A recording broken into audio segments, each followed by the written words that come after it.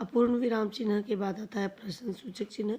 प्रश्न सूचक जिस वाक्य का प्रयोग प्रश्न पूछने के लिए किया जाता है उसके आगे उसके अंत में प्रश्न सूचक चिन्ह लगाया जाता है। जैसे आज कौन किसकी सहायता करता है, यहाँ पर आपके बुक में गलत दिया हुआ बेटा, ये आएगा आजकल कौन किसकी सहायता करता है। उसके बाद देखिए विस्मयादिबोधक चिन्ह। विस्मय यानी आश्चर्य है, हर्ष यानी खुशी, घृणा आदि मनोभावों को प्रकट करने वाले शब्दों अथवा पदबंधों के बाद विस्मय बोधक चिन्ह लगाया जाता है। इसका एग्जाम्पल हम देखते हैं, वह क्या मैच था। तो ये जो है विस्मय बोधक चिन्ह है, हर्षवाचक खुशी प्रकट कर रहा है ये शब्द, तो इसके आगे विस्मय बोधक चिन्ह लगा हुआ है। ऐसे ही हाय राम, ये क्या हो गया, तो हाय राम के आगे भी यही चिन्ह लगेगा। आगे देखिए निर्देशक चिन्ह। निर्देशक चिन्ह का प्रयोग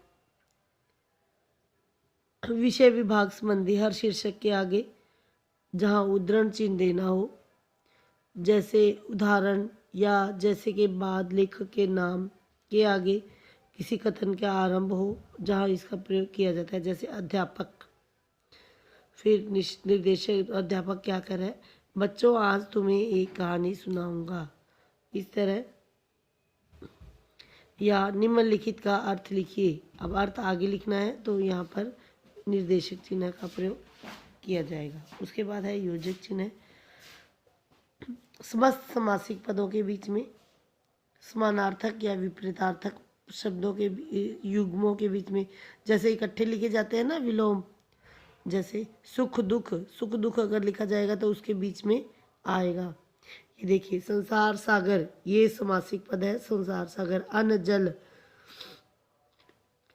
सुख दुख, चांद सामकुड़, या जहाँ किसी की समता परक यानी समता पदों की यानी किसी की तुलना की जा रही हो, वहाँ सी से यानी कि चांद से, चांद सा मुखड़ा, तो यहाँ योजक चिन्ह आएगा। या हिरनी जैसी आंखें, तो जैसी के आगे हिरनी सी आंखें, तो वहाँ पर भी आएगा।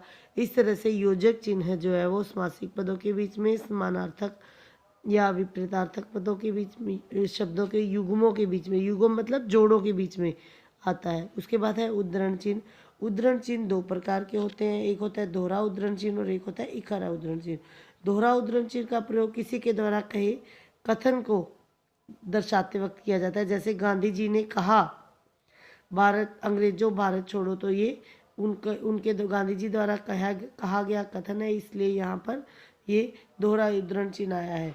इकहरा उद्धरण चिन्ह होता है जब किसी व्यक्ति के नाम, उपनाम या किसी पुस्तक आदि के नाम में इकहरा उद्धरण का प्रयोग किया जाता है। जैसे गांधी जी हमारे राष्ट्रपिता कहलाते हैं, तो राष्ट्रपिता गांधी जी का उपनाम है, तो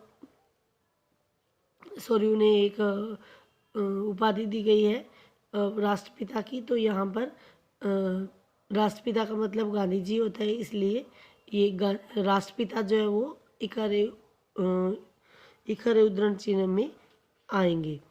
उसके बाद है कोष्ठक। कोष्ठक का प्रयोग किसी पद का अर्थ स्पष्ट करने के लिए किया जाता है। जैसे जुगनू एक लघु जीव है, तो लघु का अर्थ स्पष्ट करने के लिए ब्रैकेट में या कोष्ठक में छोटा लिखा गया है, तो इस तरह ये इस शब्द का अर्थ प्रकट कर रहा है, तो इस तरह के वर्ड शब्द जो है वो कोष्ठक चिन्ह में आएंगे। उसके बाद है विवरण चिन्ह। विवरण चिन्ह किसी विशेष तथ्य का विस्तृत विवरण देने के लिए, यानी कि विस्तार से वर्णन देने के लिए। जैसे वाक्य के 2 अंग हैं, अब 2 अंगों का नाम लिखा गया है, तो यहाँ पर विवरण चिन्ह दिया जाएगा। उद्देश्य तथा विधेय, यानी कि इसका वो बता रहा है कि कौन से 2 अंग विवरण दिया जा रहा है, तो यहाँ पर ये विवरण चिन्ह आएगा। उसके बाद है त्रुटिपूर्ण या हास्पद। त्रुटिपूर्ण या हास्पद का ये चिन्ह है, और जब हम कुछ लिखते हैं कई बार कुछ छूट जाता है, कोई अंश कोई शब्द छूट जाता है, तो उसे दर्शाने के लिए इसका प्रयोग किया जाता है। जैसे गाय हमारे लिए डैश के समान, ये देखिए यहाँ पर छूट गया है माता शब्द, तो ये उद्धरण चिन्ह लगाकर ऊपर लिखा गया है शब्द दर्शाने के लिए कि यहाँ जो शब्द छूट गया है वो वहाँ लिखा हुआ ऊपर। उसके बाद है लाघव चिन्ह। लाघव चिन्ह का प्रयोग किसी भी शब्द को संक्षिप्त करने के लिए किया जाता है। तो ये इसका साइन है, जैसे master of arts MA, doctor डो के आगे ये लाघव चिन्ह लगाया हुआ है, तो ये इसे शोर किया गया है। इस तरह हमारे विराम चिन्ह जो है वो पूरे होते हैं।